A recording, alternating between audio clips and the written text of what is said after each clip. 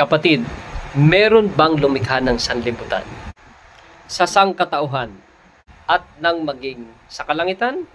Meron bang ebidensya tungkol dyan? Ano ang sinasabi ng Panginoon tungkol sa paglikha? Tungkol sa mga bagay na ating nakikita at nilalakaran.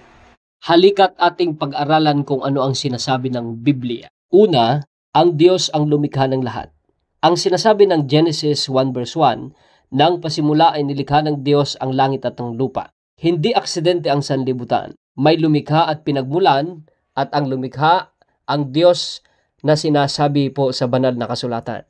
Pangalawa, nilikhang mabuti ang lahat. Ang sinasabi po ng Genesis 1 verse 31, at nakita ng Diyos ang lahat niyang ginawa at narito ito'y napakabuti. Ang bawat nilikha ay may layunin at halaga at ito'y kanyang ikinasiya.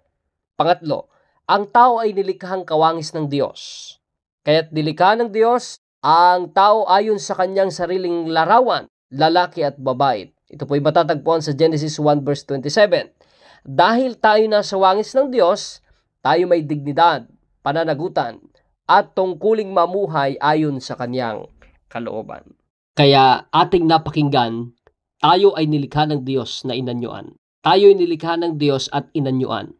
At binigyan ng kaisipang unawain at ating malaman na siya ang pinagmulan at marapat na papurihan at pasalamatan. Follow and share at nang maraming makarinig at matuto.